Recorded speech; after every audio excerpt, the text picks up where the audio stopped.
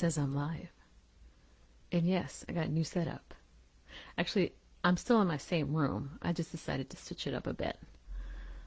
And I've had this sweet, cool, because, I told you guys I'm going to be doing podcasting stuff. So I just figured I'd break it out, see how it works on the Facebook Live. I am monitoring myself, therefore the gigantic headphones. But I'm kind of loving it. I'm not going to lie. This is fun.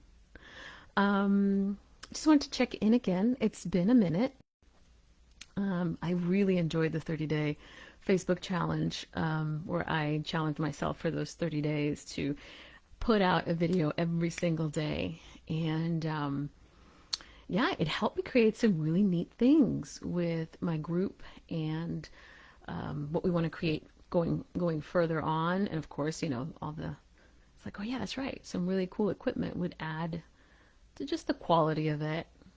I'm just having fun with this now, so I'm just going to continue doing something like this. But today, first of all, I'm Nicole Laswell, just in case you didn't know who I was. I call myself Inner Peace Broker. I have clients that I help broker inner peace with themselves, because I can't do it for anybody. You have to do it for yourself. But I can be a guide. And then I am also part of a fantastic group of women called Soulful Awakenings Era, embodying radical authenticity. And we just 5 different women from 5 different backgrounds, and it's just so much fun. We actually recorded our first podcast yesterday. Therefore, I left the mics out. I'm like, I'm going to play around with this. And then today I went to go get some coffee at my beautiful Buongiorno, where I am always. It's like my second house, basically. I get to do a lot of fun work there, and a lot of beautiful people are there. And one of the baristas, we actually, there was a couple of I call them kids because they're young. They're probably in college. But a couple of them were practicing Spanish, which is fantastic because, I taught Spanish for 15 years. So I'm always like, yes, practice the Spanish. And one of the baristas just immediately shuts down when I start speaking Spanish and I went really slow because, I know that it tends to bring some really deep-seated fears. And so I knew that I was like, okay, I'll stop. And then but I did say it gently, and I wanted to bring this here because it's the end of the school year. And as a veteran teaching, I did not like this part either. Let me tell you, everybody, the teachers don't enjoy the rush of the end of the school year either. Everybody's exhausted. It's been a whole academic year. Everybody has families too. Believe it or not, teachers have families. We have lives outside of where we live, where we teach. I remember running into different students, and they were like, oh, you go shopping. I'm like, yes, I need to eat as well. But anyway, so back to this wonderful young man. The first thing he says was, well, I got a 72 in this class. And I didn't enjoy it. And I was like, okay, it's okay. Don't worry about it. Do you remember what had happened right when you stopped liking it? And this is the conversation I had with a very big majority of my students, because unfortunately they would have some kind of experience with it. It's a kind of sad because it's usually in those grades where you're just very susceptible to people's judgments. And when you're put on a spot in a language class, you are put on the spot because part of it is you being able to use the language. But what happens is that unfortunately, it doesn't feel as safe. And then it can really be traumatic for some people. I'm not saying that we all have to, walk around each other, step toe and everything, be very, what is it? Walking on eggshells. I'm not saying that either, because as a teacher, you still have to empower the student. But at the same time, part of teaching and developing the fantastic teaching ability is to feel out a room, feel out students, like where are they? What level they're at and how to bring them up to that level, how to be gentle yet firm, like, okay, but you can do this because I'm going to do half the work, right? I'm going to bring the material to you, but then you have to do the work too. So all of these things are at play. But the only thing that goes through the student's head, unfortunately, is the grade. And all they think about pretty much the whole time, and it's really interesting because it's always like this bargaining about the grade, but like they would bring me tests and say, "Look, professora, you marked this wrong, and it was right." And I'm like, "Oh, I'm happy to mark that right. I'm so sorry, so many tests." So I started getting tired, right? So I'm like, "Okay, let's give you those points back." And then they'll kind of push a little bit, but can I have this one right too? I'm like, "But that one's not right." And I'm a Virgo. Not that that matters to some of you, but I have a critical eye. And so every little thing that's off, I'm just going to mark it because it is off. So, like, again, if you put an accent on the wrong syllable, the emphasis is not where it should be. So I had to explain to them, this is just part of the language. But with the grades thing, they started equating their worth, their self-worth with grades. It has nothing to do with who you are. A grade is just a numerical representation of what you have grasped in class according to the teacher you have. Because there is something to be said that each class is different, each teacher is different, each group of students is different, each semester, every day is different. So by you assigning yourself, I'm bad at Spanish because I had a bad grade, you've now discounted your abilities of actually learning the language. So what's interesting is that I had some kids that didn't do as well as they hoped they did in my classes, and but they still wanted to, but they were still trying to do well in my classes. So I would help them out as much as I could. They were just, the material wasn't sinking in. And in all honesty, to learn a language, the best method is go live in the country where nobody else speaks your language other than your language. So for example, here at the house, a lot of people wonder, oh, your children must speak Spanish. Well, guess what? No, they don't. Your spouse must speak Spanish. No, he doesn't. And we have our reasons. My oldest, I spoke only Spanish to him, and he understood quite a bit, and he can still understand quite a bit. But with autism, at the beginning, they told me to just speak English because he needed to understand language first, it broke my heart because for me, it was, oh my gosh, the identity, the Hispanic thing. What does this mean? It really was one of those, not a dark night of the soul, but definitely an identity crisis for me, as in I was going to be that mom that raised my kids speaking Spanish. And guess what? I did not. And guess what? That's okay. I had so many students that also felt not worthy because their families were Hispanic and they didn't speak any English, any Spanish, and they would get crap from the family members that did speak Spanish. So not only on top of they're supposed to feel Hispanic, they're supposed to speak Spanish, but they don't. How do they feel on the everyday basis? Oh, I'm not enough for my family. I can't speak well enough for my family. All of the things. Oh my gosh, the stories I've heard. And I'm here to tell you that is, excuse the language, all BS. It's all what you believe. And as soon as you release that belief that you're bad at Spanish, that you release that belief that, well, my family's Hispanic, so I must speak Spanish, and it must be with a perfect the perfect Spanish accent, which makes it worse when you have Anglo students who have a better accent than they do and a better grasp of the language. So now you feel even worse. Again, not a way to live. So every time we had class for my students, I would always remind them, be mindful of the people around you. Be compassionate to the people around you. And first and foremost, be compassionate with yourself. So that was in Spanish class. But I'm saying this with every single evaluation you've ever had in your life. Just because you had bad grades in school does not mean that you're dumb or not smart enough. That's all, again, BS. Being in academia for so long, I got to see the brilliance of many academic inclined people. And I also got to see the brilliance of those that were not, but they were brilliant in so many other ways. Geniuses in the social network, geniuses in making things happen for others that were experiences that would never have happened. Like one of the years, I wanted to create a parranda because I wanted the kids to understand that Christmas is celebrated differently in many different countries. In Puerto Rico, we just love that Christmas. And so I wanted to create a parranda. And what was really cool is a couple of them, they weren't, it was funny, they weren't even looking for extra credit or anything. They just wanted to participate. I don't think they were even my students. And they created the coolest parranda for all of us. Whether they were good students or not, it didn't matter. They were magic for that day, for me and for all the other kids. Students, sorry, I call them kids. They're all 18 to 20, 22-year-olds.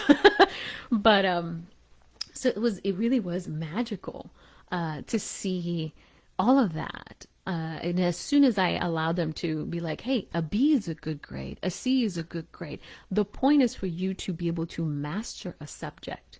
So don't measure yourself according to your grades.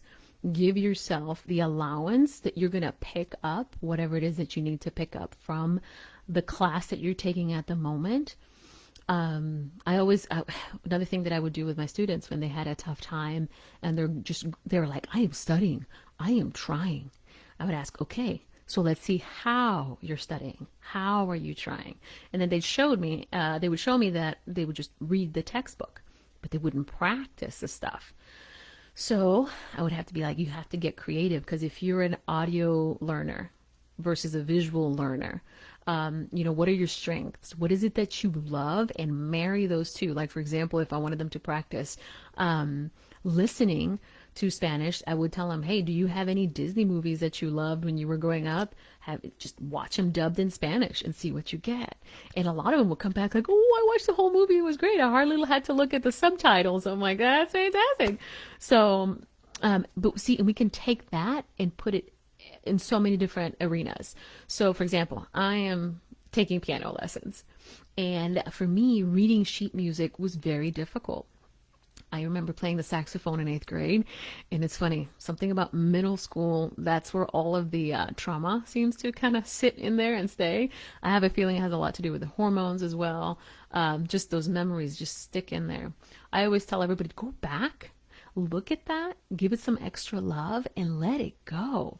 Because it's not, all it's doing is weighing you down, and it's not allowing you to be fun and joyful, and you're not exploring what else is possible. You are giving yourself a ceiling. I am bad at Spanish. What if you're not? What if you can become fluent? Back to my point with the kids that weren't that great, and because they were studying in a very different way. When you study language, you need to practice, just like I was going to say with piano, practice. You have to take chances. You have to be okay with being uncomfortable. I used to talk about yoga class and being comfortable in the discomfort, breathing through it and doing it anyway. But again, you have to believe that it's possible, or at least open up to the possibilities that you can do it. So with those kids that I would just tell them, hey, why don't you try the study abroad, see what you can get. And a couple of them went on study abroad, and they did some magical stuff. They came back speaking Spanish fluently, loving every bit of it, and then graduating from the university and going back to that country to do some volunteer work, create their own businesses over there. I mean, magical stuff. And stuff I didn't even expect. And they did it on their own. See, all I did was just mention to them, do something different. What else is possible? Don't get stuck on thinking that just because you didn't do well on my class, because people that failed, not a lot of people failed classes with me because I really worked with them. But some points I could work as much as I wanted to. They had to meet me, and they weren't willing to do that. And I was okay with that too, because they needed to understand that on their own. I could not put that in there. They had to choose that for themselves. And that's a little hard pill to swallow when you're learning something and you're not doing all that great.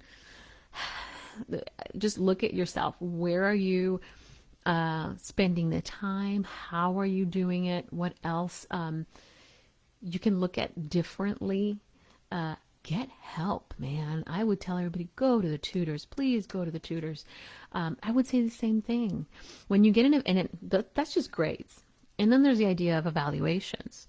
So if someone is giving you, and again, good critical feedback. So I actually got, as a professor, we got to give out these student evaluations, which was fantastic to read.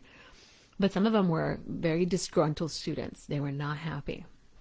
And at the beginning it hurt, obviously, because I couldn't separate myself from what they were feeling and my ability to teach them and how much I could give them. And at the beginning I was also kind of a very, this is what it is. You just got to get it. Because, I was a young teacher and I just gotten out of college, and that's how I got my essays reviewed. This is what it is, done. As I got older, then I'm like, okay, let's see what else, how we can help, and, give them some space to do well in the next one.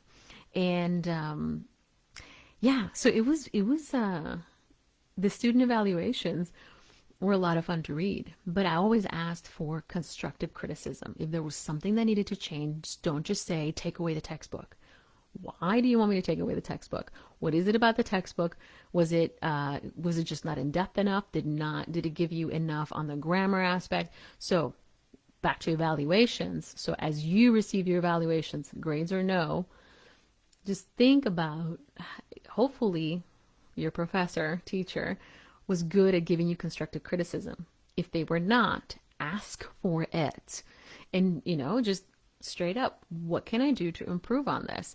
And try your best to breathe through it and receive that constructive criticism that has nothing to do with who you are as a being, as an infinite being on this planet that happens to be embodied right now, that wanted to be embodied right now. And if you go from that level, the evaluation all of a sudden it's like, oh, okay, it's about this thing that needed to be formatted, or I just wasn't very specific. Now I know. And then you can let it be, and it doesn't have to weigh you down for the rest of your life. It's interesting how I mention Spanish and immediately people just, I've always wanted to learn Spanish, but it's never going to happen. Okay, it doesn't have to happen, but don't let it affect you every time I talk to you about it. You see what I mean? If you're being triggered, that's not inner peace, right? There's something there to be released, looked at, loved a little more. If grades are doing that to you, find out what it is that you need to let go of. But either way, I just wanted to remind everybody that you did a great job this year. It was not an easy year for any of us, and to be able to almost come to the close next year, or next week, my boys are done. All the teachers, pat yourselves on the back.